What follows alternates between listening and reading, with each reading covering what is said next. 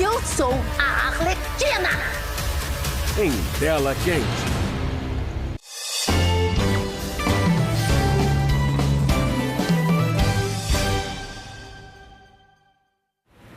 Estamos de volta e a estiagem tem sido uma dor de cabeça para os produtores de cana-de-açúcar desde a última safra aqui em Alagoas.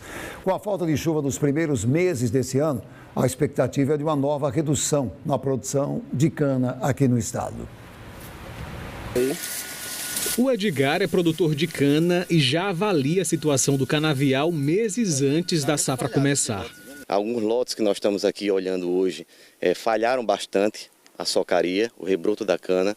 Isso faz com que diminua a produtividade do canavial. E as canas que nasceram, como a gente pode observar aqui, elas estão curtas, estão pequenas, elas não desenvolveram o que era para ser desenvolvido nessa época. Cana que foi cortada em outubro, novembro, ela já era para estar bem maior agora nesse momento. Apesar das chuvas intensas na segunda quinzena do mês de maio, tudo isso foi provocado pela falta delas nos meses anteriores. Desde fevereiro para cá, a gente tem tido um déficit hídrico muito grande e muito acentuado. As chuvas chegaram agora, choveu bastante aqui em Alagoas, teve região que choveu aí 400 milímetros, 300 milímetros, mas chegou de uma vez só. E a cana, o ideal para a cana é que ela tenha uma boa distribuição de chuvas, para que seja feita a fotossíntese de uma forma correta, para que a cana possa ter o sol e possa ter a chuva, para que ela possa crescer. A falta de chuvas no início do ano agravou a situação das lavouras já afetadas pela estiagem do ano passado.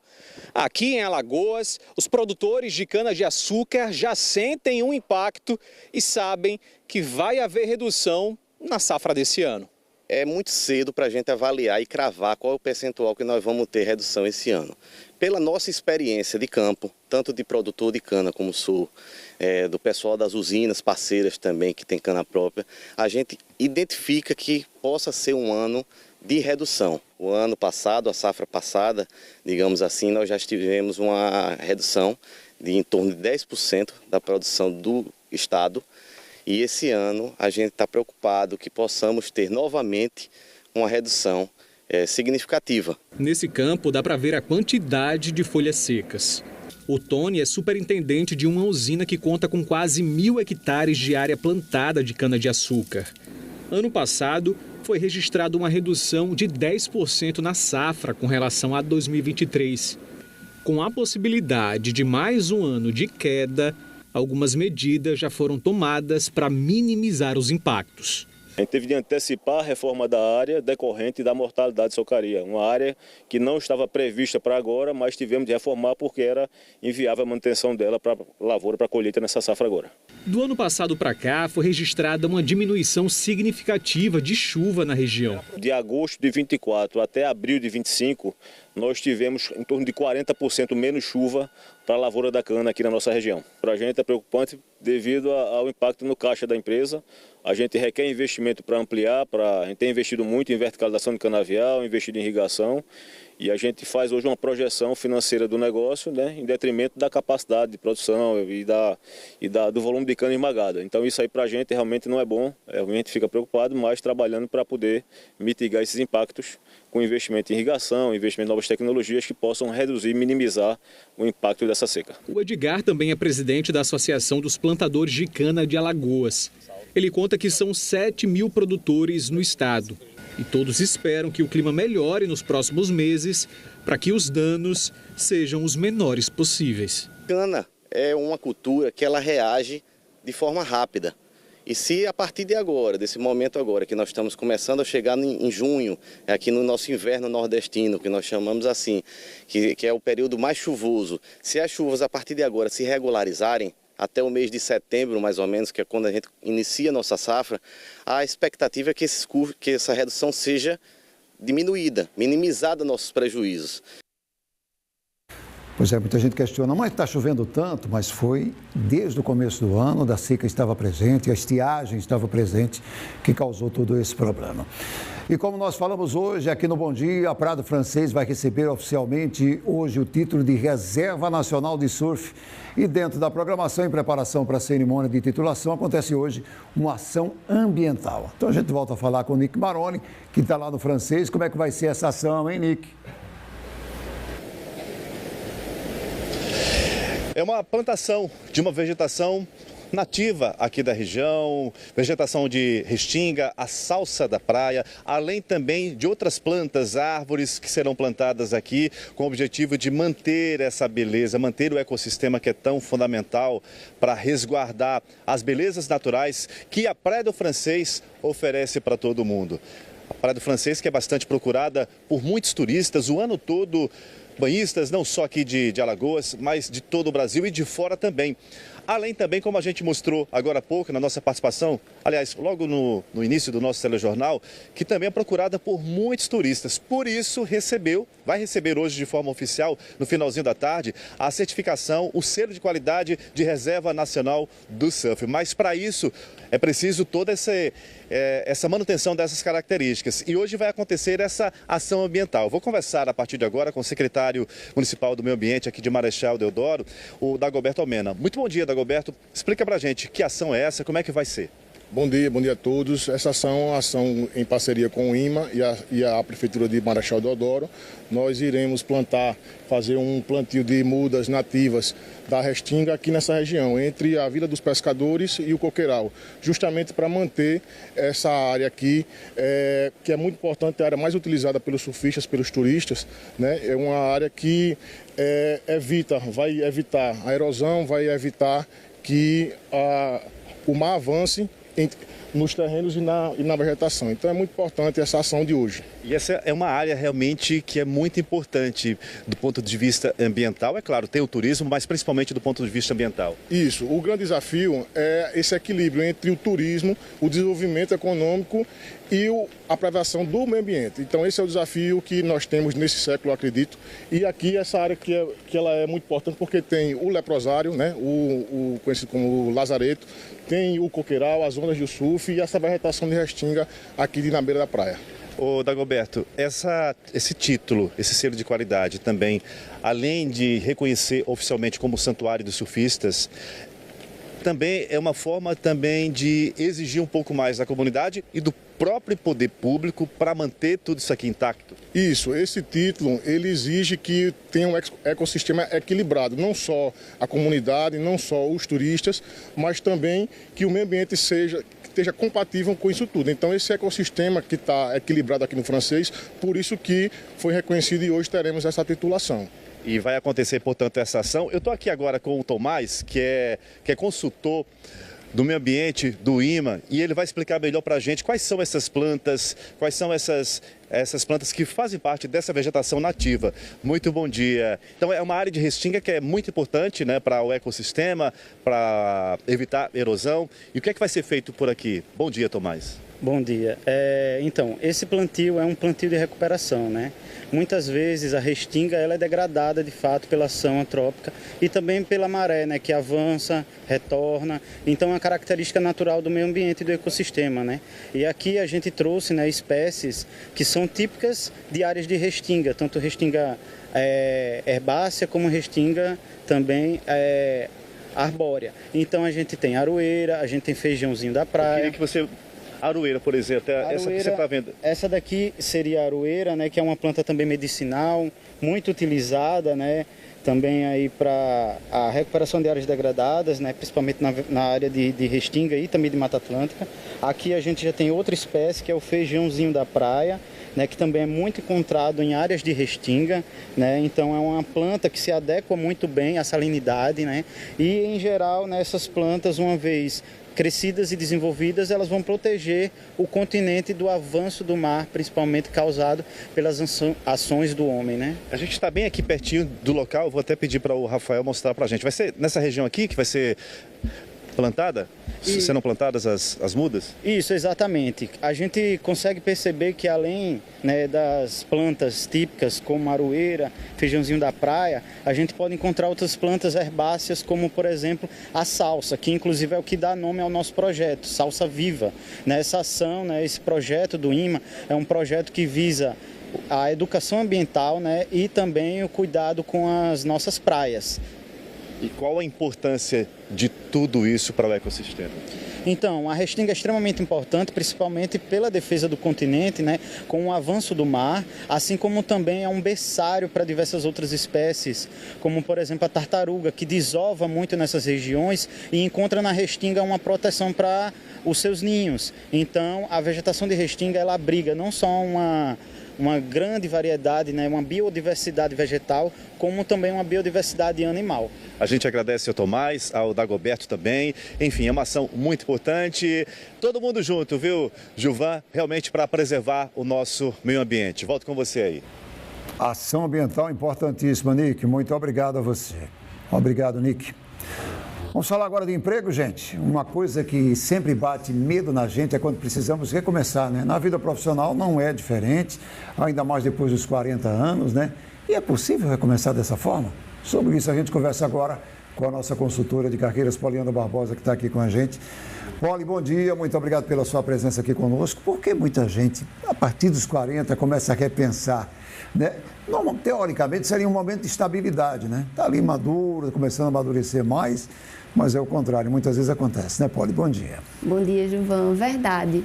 É um momento onde a pessoa já tem ali uma carreira, uma certa estabilidade, filhos crescidos, né? Uma rotina estabelecida. E é justamente quando ela começa a pensar, né?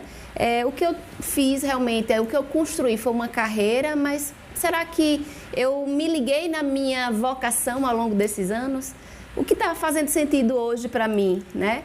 O que fazia sentido lá nos meus 20 e poucos anos já não faz sentido hoje.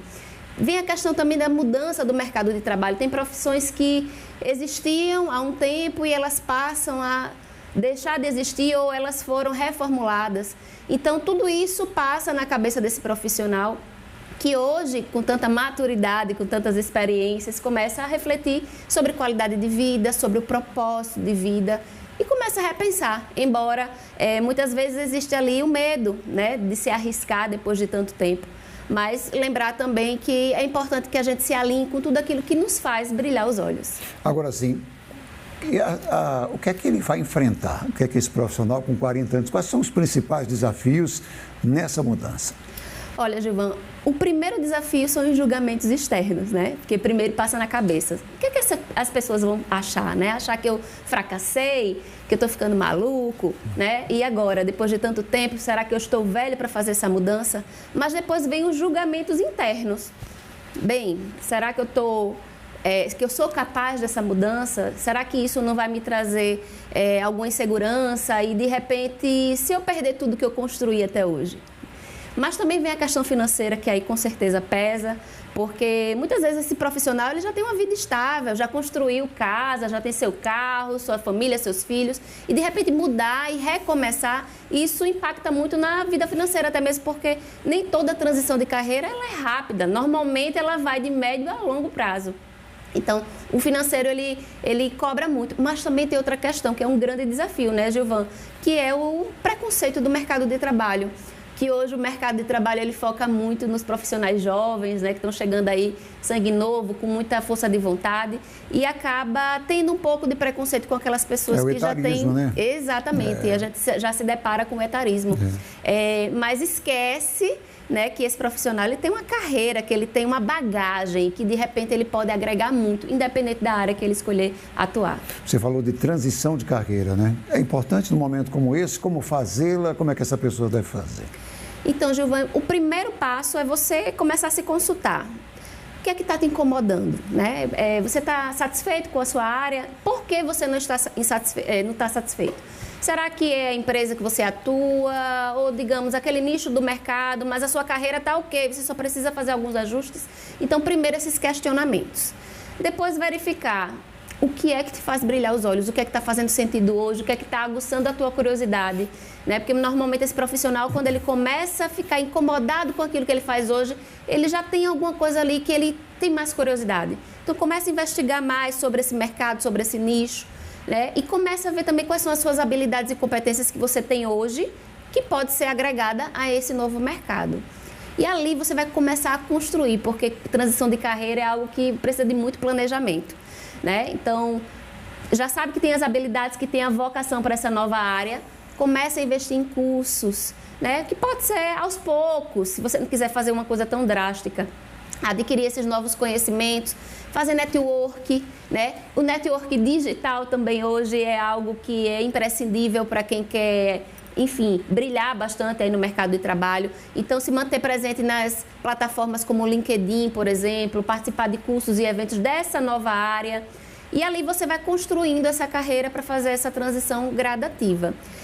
Mas é importante muito neste momento, porque agora a gente não está falando mais daquele profissional de 20 e poucos anos que vou tentar, vou arriscar e lá na frente eu vejo. Não, ele já sabe exatamente o que ele quer. Então, se questione e tenha certeza onde é que você quer depositar a sua energia, né? Para que dessa vez seja assertivo, tendo em vista que agora é um momento de mais tranquilidade na tua carreira. Então, fazendo esse levantamento e tendo essa certeza, aos poucos você vai fazendo essa transição e tem uma vantagem muito grande que é uma bagagem profissional que não pode jamais ser jogada no lixo.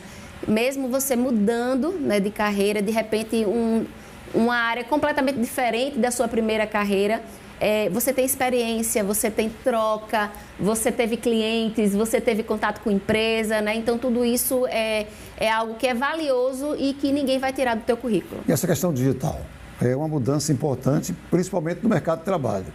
Nessa transição ela é fundamental, né?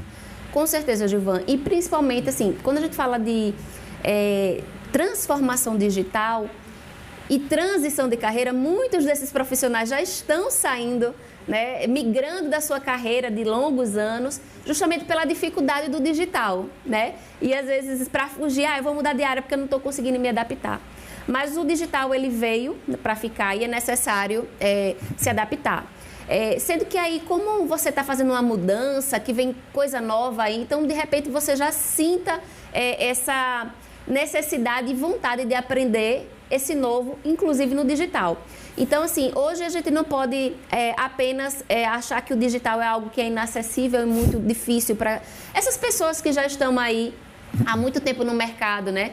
Que há uns anos atrás, até um tempo atrás, não tinha essa necessidade do digital. Mas para esse profissional é importante que ele entenda que basta um pouquinho de curiosidade e um pouquinho de abertura, de flexibilidade para aprender, que não é nada, né, de outro mundo. Você não precisa ser um especialista em tecnologia da informação, a não ser que seja essa área que você queira atuar, e sim, você vai ter que mergulhar nessa área. Mas buscar entender um pouquinho das plataformas digitais, dos aplicativos e de tudo que vai facilitar, porque na verdade a tecnologia ela vem para facilitar a nossa vida. Então, para esses profissionais que estão fazendo essa transição, começa a pensar, a refletir e ter essa abertura para o novo, não só na sua carreira, mas também para o digital, porque é essencial. E os profissionais que eles conseguem inserir, né, essa transformação digital, essa presença digital que a gente já tanto falou aqui, na sua carreira, ele consegue se destacar muito mais, porque ele consegue chegar em outras pessoas, em empresas, em clientes. Então, o digital ele veio realmente para impulsionar a carreira de qualquer profissional. Olha, a gente quer agradecer a sua presença aqui, viu? Muito obrigado. Eu que agradeço, Gilvan, e até a próxima segunda. Olha, uma campanha está arrecadando agasalhos para ajudar as pessoas que precisam se proteger do frio. A campanha está arrecadando roupas de frio, cobertores em bom estado e itens de higiene pessoal que serão destinados às pessoas em situação de vulnerabilidade social. As doações podem ser entregues até o dia 15 de julho. Sofia, é com você. Isso mesmo, Gilvan, até o dia 15, isso, tô te ouvindo agora, deu um delay aqui, mas agora eu tô te ouvindo, viu? Até o dia 15. E além de agasalhos, cobertores em bom estado, entrega de itens pessoais também, de kits de higiene pessoal, melhor dizendo, também estão sendo disponibilizadas aí nessa campanha do agasalho, né? O mês de junho chegou, julho também é um pouquinho mais frio, então é interessante a gente colocar nossas solidariedade em prática, né? Mas quem vai trazer mais detalhes para a gente é a Valclemília Marques, ela que é coordenadora da universidade, que está com essa campanha do agasalho da Unima. E, Valclemília, é importante mais a gente trazer para a sociedade uma campanha como essa para todos ajudarem, né? Como é que vai funcionar? As pessoas, elas podem entregar onde? Esses agasalhos, esses cobertores. Bom dia. Bom dia, Sofia. Bom dia a todos. É isso mesmo, Sofia. Essa campanha, ela tem o objetivo realmente de solidariedade, né? De aquecer, de empatia, né? De promover ali ajuda coletiva àquelas pessoas que mais precisam. Então, as doações estão sendo feitas lá na Unima mesmo, né? Lá nós temos 2 pontos de coletas, certo? Assim que você entra dentro da instituição, nós temos lá no mini shopping e também nós temos outro ponto de coleta no bloco C, sala 62, terceiro andar. A universidade fica em Cruz das Almas, é isso? Exatamente, fica lá na Cruz das Almas, na Unima Áfia. E uma outra questão também é qual é o estado dos produtos que devem ser doados. É importante a gente trazer isso porque tem gente que acaba, né, Valclemília, não observando o próximo da forma que precisa e acaba entregando itens que não são de utilidade. Exatamente, Sofia. Nós estamos mobilizando, né, os alunos, os colaboradores e a comunidade também, né, e sempre deixando muito claro que é importante a gente doar aqueles itens que a gente já não quer mais, às vezes não cabe mais na gente, mas que estejam em bom estado de uso, né? Porque a gente tem que ajudar o próximo com aquilo que ainda dá para ser aproveitado. Exatamente, eu costumo dizer que a gente tem que doar aquilo que a gente também usaria, mas hoje não faz mais sentido usar, né? E essa doação ela pode ser feita até dia 15 de julho na universidade, não é isso? Isso, até dia 15 de julho, lá na Unima mesmo, nós estamos recebendo de segunda a sexta, de 8 às 9 da noite e também aos sábados, de 8 ao meio-dia. Tem limite de doação? A gente pode chegar com uma grande quantidade? Quanto mais, melhor, né? Não, Sofia, não tem limite. Quanto mais, melhor. O que você tiver aí de lençol, de roupas de frio, né, de roupas mesmo para as pessoas poderem reutilizar, levem, doem. Sapatos também pode ser, né? Então é importante que você doe para que a gente possa ajudar o próximo, né? Essa é mais uma ação do agasalho, né, que visa a gente colocar ali a ação, a empatia em ação, né? E essas doações elas serão feitas para quem? Para a comunidade no entorno da universidade mesmo, né? Exatamente. Essas doações elas vão ser direcionadas ali à comunidade que fica ao entorno, né, da universidade ali da Unima. É a primeira vez que vocês fazem essa campanha, não, né? Não, Sofia, essa já... Eu acredito que já deve ser a mais de quinta, né, que a gente já vem doando. Então, assim, é uma campanha que já tem uma trajetória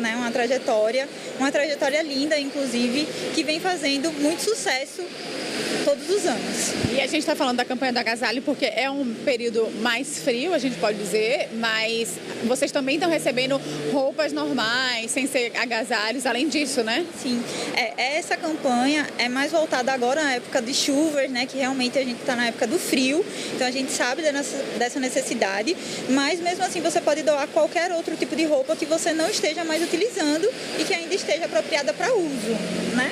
Perfeito, Valclemília, obrigada, viu, pelas informações. Então é isso, Gilvan. Para quem quiser doar, é só ir à tua universidade, que fica ali na Cruz das Almas, levar ali os seus itens de doação, lembrando que se não serve para você, pode servir para o próximo e lembrando também que doe um item em bom estado, tá bom? Volto com você no estúdio. Obrigado, Sofia. Sofia que hoje está na rua, né? Está aqui junto com a gente. Vamos ver como é que está o trânsito agora aqui na capital, gente, através do Waze. Tem alguns pontos que chamam a atenção. Tem 2 acidentes que chamam a atenção. Primeiro eu quero mostrar aqui, olha, Dias Cabral. Dias Cabral aqui, claro que a Dias Cabral é sentido único. Quem passa ali por trás do Teatro Deodoro, passa pela Santa Casa, em direção à Praia da Avenida, tem esse acidente aqui. Outro acidente que chama a atenção é paralelo aqui a Fernandes Lima, um pouquinho depois do quartel, no eixo Cepa, temos um acidente também nesse ponto. Fernandes Lima, o trânsito um pouco mais intenso em direção ao centro da capital, chegando a Moreira e Silva, como a gente percebe aqui. O trânsito está bem bastante lento aqui no Jacintinho, está um pouco até melhor, mas aqui na Barão de Atalaia, sentido centro, chegando à Rua do Imperador, trânsito bastante lento. São os pontos aqui que chamam muita atenção nesse momento, além de Bebedouro. Como sempre, Bebedouro está com trânsito bastante lento. Nós temos imagens ao vivo da capital, Vamos a essas imagens aqui. Ladeira Geraldo Melo, gente. Olha aqui, trânsito lento, bastante lento em direção, praticamente parado, né? A chuva está segurando o trânsito, como a gente percebe aqui na curva, para chegar ali no viaduto Ibigato. Trânsito bastante lento. Assis Chateaubriand, para quem está vindo ali do litoral sul, chove muito nesse momento, como a gente percebe aí, a maioria dos carros com os faróis ligados pelo tempo um pouco mais escuro. Veja como está ventando, viu, gente? Trânsito bastante lento. Nós temos agora imagens aqui de uma árvore que caiu no Aldebaran. Para quem está pegando aí o Aldebaran, saindo do Aldebaran, do conjunto habitacional, tem essa árvore que caiu, atingiu a fiação e atingiu o poste também, né? Trânsito bastante lento aqui nesse momento na capital, às 8 horas e 26 minutos. A gente quer agradecer ao telespectador que nos enviou. Vamos agora aos destaques do Bom Dia Brasil de hoje com Mariana Gross. Bom dia, Mariana. Olá, bom dia. Esses são os destaques do Bom Dia Brasil dessa segunda-feira. Começa hoje, na Turquia, uma nova rodada de negociações de paz entre Rússia e Ucrânia. No domingo, uma ofensiva ucraniana com mais de 100 drones destruiu dezenas de aviões militares russos, alguns com capacidade de carregar mísseis nucleares. Nos Estados Unidos, um homem atacou manifestantes em um ato pró-Israel no estado do Colorado. 8 pessoas ficaram feridas. O suspeito foi preso e o caso é investigado como atentado terrorista. Aqui no Brasil, cresce a preocupação com o aumento de casos de gripe e outros problemas respiratórios. São Luís abre hoje um hospital de campanha. A gente mostra também como foi o início da temporada de festas juninas pelo Nordeste. No futebol, a rodada do Brasileirão, com mudanças no topo da tabela, o Flamengo assume a liderança do campeonato depois de uma goleada no Fortaleza. E a seleção faz hoje o primeiro treino sob o comando de Carlo Ancelotti. Na quinta, o Brasil enfrenta o Equador pelas eliminatórias da Copa do Mundo. É daqui a pouco, às 8h30 de Brasília. Até já. Até já, então. E atenção, concurseiros, começa hoje às 2 da tarde o prazo para inscrições do concurso da Prefeitura de Pão de Açúcar. No total, são oferecidas mais de 100 vagas para profissionais de níveis médio, técnico e superior. As inscrições, que podem ser feitas até o dia 3 de julho, custam entre R$ 100 e R$ 120. As provas objetivas devem acontecer no dia 17 de agosto. Mais informações sobre o edital do certame para fazer as inscrições, basta acessar o site fapec.org.br. E começou nesse domingo a trezena de Santo Antônio do Convento dos Capuchinhos. A primeira missa foi celebrada pelo Frei Francisco Barros, que ele é um dos membros aí da Ordem dos Frades Menores Capuchinhos. Até o dia 13 desse mês, a comunidade católica vai realizar diversas homenagens ao santo. Durante os dias de festa, as missas segunda e sexta será às 7 da noite. Já os sábados e domingos, a celebração será às 6 da noite. Todas as noites também vai acontecer quermesse com comidas típicas e barraca das plantas. Na próxima sexta, também vai acontecer o café para pessoas assistidas pelo convento e quem quiser pode colaborar. No sábado tem um show de prêmios após a missa. E a gente está ficando por aqui, viu? Daqui a pouco os destaques dessa edição estarão no portal G1 Alagoas e também no Globoplay. Outras informações às 11h45 da manhã no RTV Primeira Edição. Bom dia para você, hein? Até amanhã. Tchau.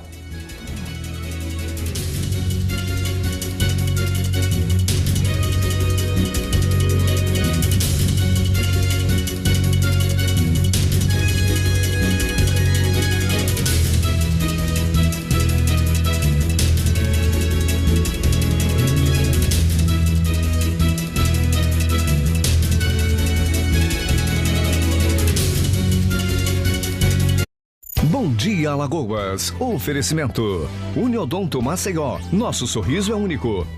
Café quente, um amor de café.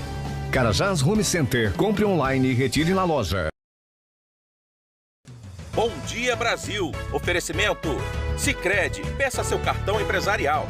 Para o seu negócio, a Kátia conta com cartão Sicredi Empresarial. Tem proteção de preço, garantia estendida e acúmulo de pontos a cada compra. Abra sua conta e peça o seu.